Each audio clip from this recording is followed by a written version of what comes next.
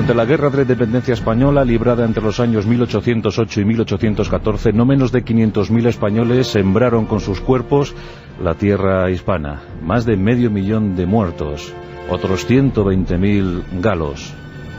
Una auténtica sangría que diezmó no solo la población, sino también el ánimo de una nación. Pero hubo casos de absoluto esplendor, casos que descollaron sobremanera y que constituyeron la pesadilla para todo un emperador, Napoleón Bonaparte. Fueron los guerrilleros, más de 40.000 hombres y mujeres que se echaron al monte para defender su idea de libertad, su idea de patria. ¿Acaso el paradigma de aquellos guerrilleros, de aquellos luchadores, fue Juan Martín Díez, el empecinado?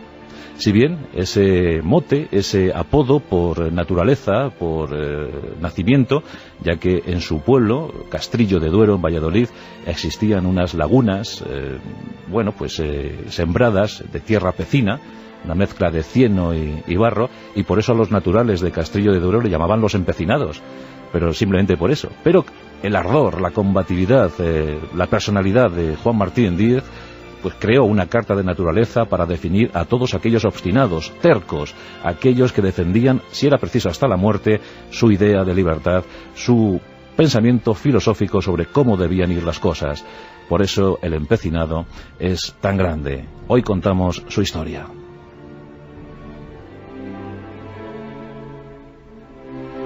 Como os digo, vino al mundo en ese Castrillo de Duero, en Valladolid, un pequeño pueblo labriego que a duras penas lograba el sustento diario. Los empecinados trabajaban duro, muy duro, y se las tenían que ver con la tierra para alimentar la numerosa prole de sus familias. Y en el seno de una de estas familias campesinas vino al mundo Juan, un 5 de septiembre de 1775. Sus padres en ese momento no podían sospechar que aquel hijo sería uno de los hombres más indómitos, más bravos que vieron España en muchos siglos. Pero por el momento el pequeño Juan, Juanito como así era llamado, tuvo que abandonar los estudios. No quedó más remedio. Y su misión en la vida parecía el campo, coger los aperos de labranza y dedicarse a la siembra y a la siega de los cereales castellanos. Sin embargo, él vio cómo una vocación brotaba en su interior. Era la vocación de las armas. Él sentía que había sido llamado para la milicia, para luchar, para combatir. Le gustaba el mundo militar. Y por eso no dudó ni un instante en alistarse en el ejército español que iba a combatir en el Rosellón, en aquella campaña que se libró contra la Convención Francesa. Ya sabéis que cuando los reyes franceses, Luis XVI y María Antonieta, fueron pasados por la guillotina, pues algunas naciones se rebelaron contra la recién nacida República Francesa y les declararon la guerra, aprovechando de paso la circunstancia para apropiarse de algunas tierras que, pues estaban en esas cuitas internacionales. En el caso de España y Francia, el Rosellón era la tierra por la que batirse. La guerra estalló con total virulencia en 1793 y hacia el Rosellón se dirigieron las columnas dirigidas por el general Ricardos. Un bravísimo general, un brillante estratega que supo dar victorias a España en el primer tramo de la contienda. En esos ejércitos hispanos figuraba ya Juan Martín Díez, un jovencísimo ordenanza de tan solo 18 años, que recibió su bautismo de fuego en aquella campaña feroz por otra parte. Aquellas victorias iniciales sirvieron para que Juan Martín comenzara a aprender, comenzara a adiestrarse, no solo en el manejo de las armas, sino también en la conducción de hombres. Por méritos propios, por méritos de guerra, se puso al lado del general Ricardo, siendo su más leal ayudante, y aprendió del general todo lo que había de saberse sobre la conducción de soldados en campaña.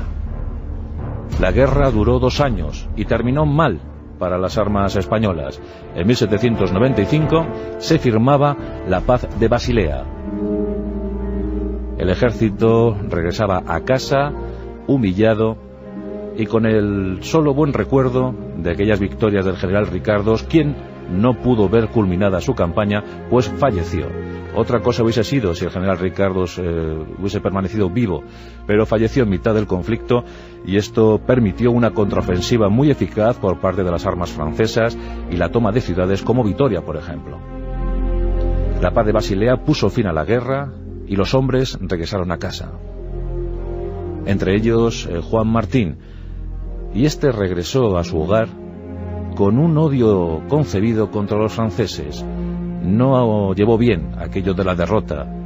Él entendía que los españoles hubiésemos podido tener mejor suerte de haber sido bien dirigidos. Una obsesión desde entonces para Juan Martín Díez. Y regresó a su pueblo, y allí dejó las armas para volver a tomar los aperos de labranza. Parecía que su suerte estaba echada, que la labranza sería su futuro. Conoció a Catalina de la Fuente y con ella se casó para radicarse en el pueblo natal de esta, Fuentecén. Esto ocurría en 1796. Juan Martín Díez tenía apenas 21 años y ya pensaba en arraigarse allí en Fuentecén y dejar pasar los días viendo cómo el sol se levantaba a mediodía y se ponía por la tarde, con poco más que hacer durante la jornada, salvo labrar, salvo segar. Una vida monótona, rutinaria y desde luego muy distinta a la que él había soñado, a la que él había pensado. Sin embargo, la vida le iba a dar nuevas oportunidades de acción, y estas llegaron en 1808 con el paso de los ejércitos galos por tierras hispanas rumbo a Portugal en principio, pero luego, para pasmo de todos, estas tropas se asentaron en España. Nos encontramos en la primavera de 1808. A Fuentecén llega una pequeña columna de soldados franceses.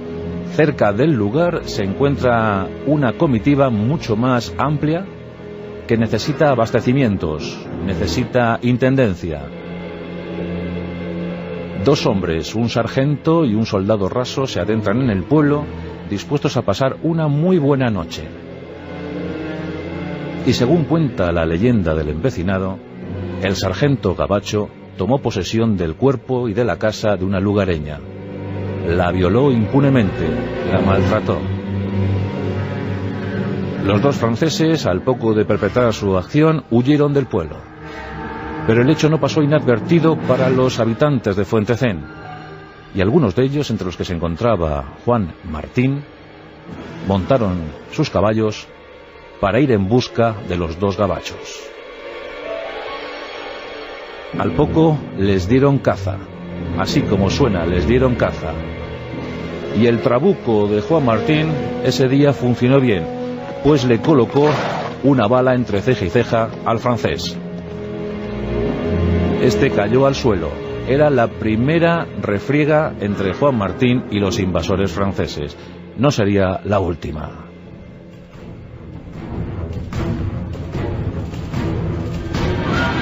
Por supuesto, Juan Martín de inmediato adquirió carta de proscrito y en compañía de 3 de sus hermanos y algunos vecinos de Fuentecén se echó al monte. Había comenzado la particular guerra de esta partida de guerrilleros.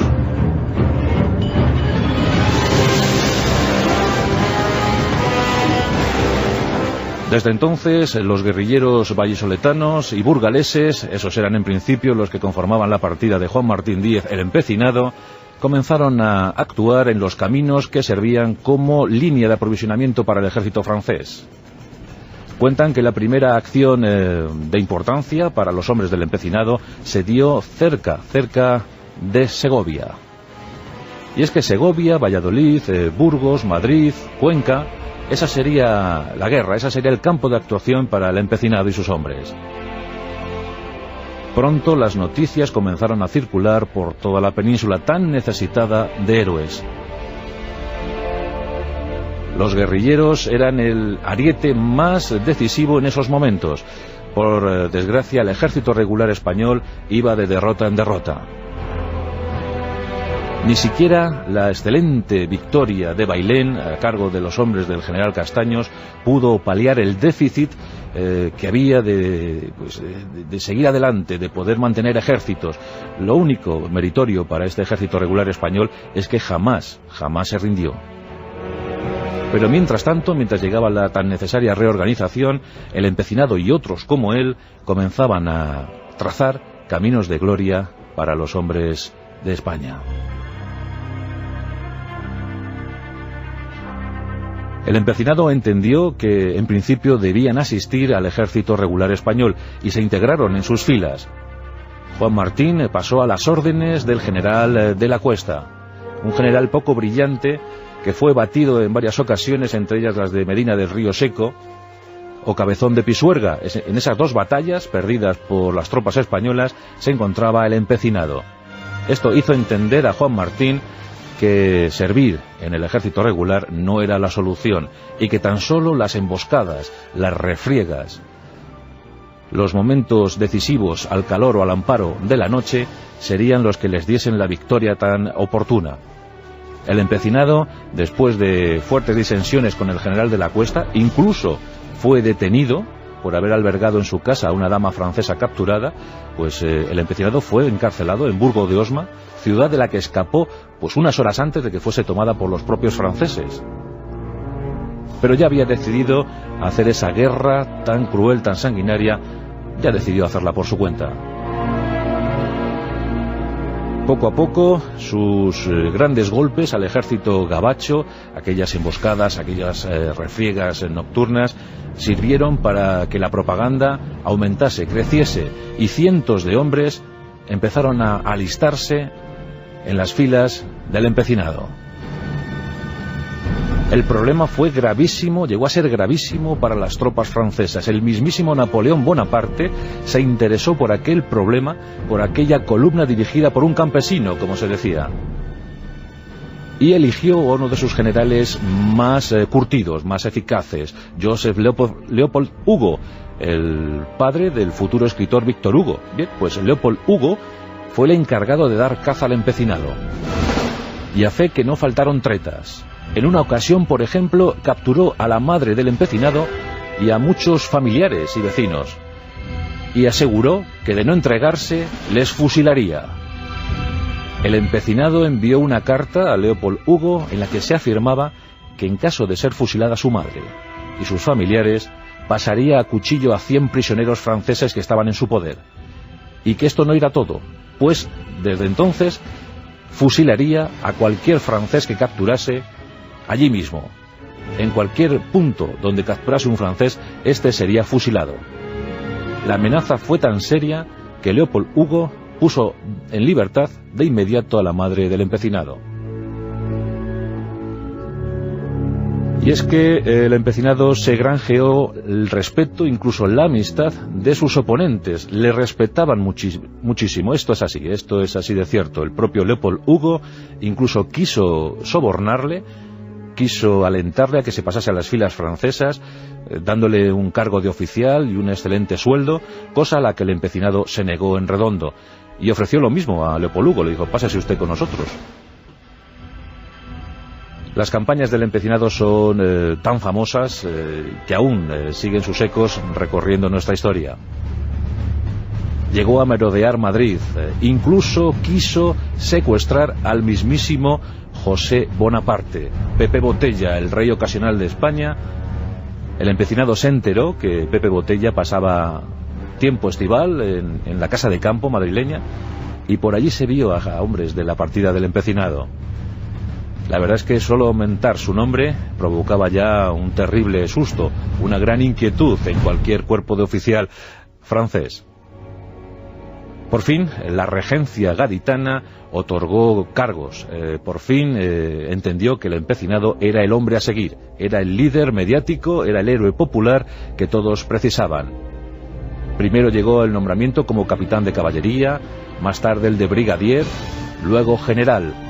Y es que más de 6.000 hombres seguían al empecinado, más de 6.000 hombres cabalgando por los montes de Castilla, custodiando los lugares, protegiendo los pueblos y sobre todo franqueando el paso para el avance de muchos ejércitos anglo-hispanos.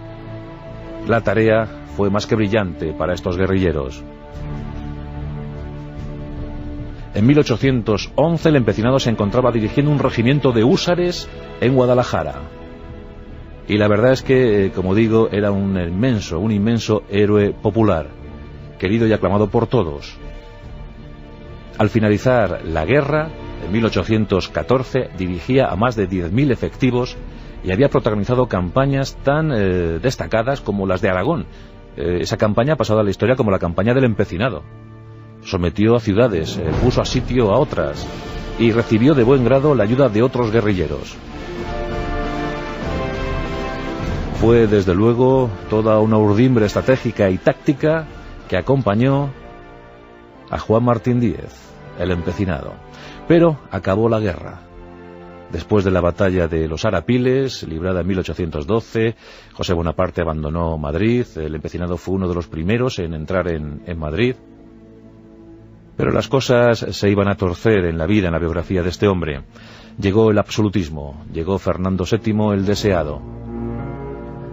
Juan Martín se presentó ante su rey, al que siempre fue leal, pero también le ofreció una carta en la que se le combinaba a guardar fidelidad, jurar respeto y obediencia a la Constitución de Cádiz, a la Pepa de 1812. Y como es obvio, el rey absolutista por excelencia negó esta posibilidad y, es más, envió al exilio vallisoletano a Juan Martín Díez, quien por entonces era nada más y nada menos que mariscal de campo, una de las más altas graduaciones dentro del ejército español. Bueno, pues este exilio lo asumió y vio pasar el tiempo y vio cómo Fernando VII cometía cada vez mayor número de desmanes. El 1 de enero de 1820 la situación giraría 180 grados. El general Riego realizó su famoso pronunciamiento y a este le siguió el famoso también trienio liberal. En estos 3 años, también de zozobra en América, pues íbamos perdiendo las colonias a ritmo acelerado, pero en estos 3 años el rey Fernando VII tuvo que asumir la Constitución de Cádiz. No le quedaba más remedio, no le quedaba otra, pero sin despreocupar su cuestión internacional, su frontera internacional, en la que pidió ayuda a los países de la Alianza, a los países europeos, los cuales se la sirvieron en forma de los 100.000 hijos de San Luis.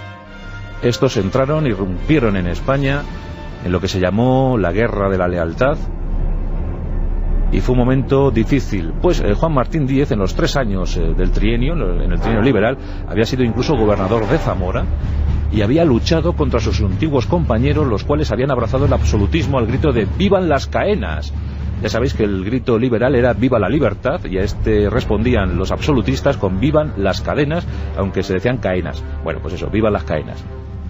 Pues el cura Merino, hombre brillante en la Guerra de la Independencia, era absolutista, convencido, y se enfrentó, con poco éxito, a los hombres del empecinado.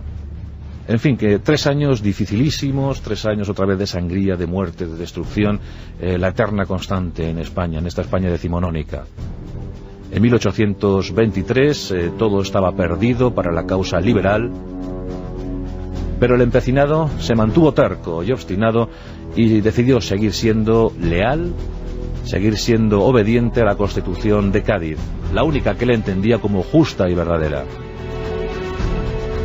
Y mantuvo su partida, eso sí, a duras penas, los tiempos habían cambiado. En 1825 fue detenido en Olmos, en Valladolid, a cambio de que sus hombres no lo fueran.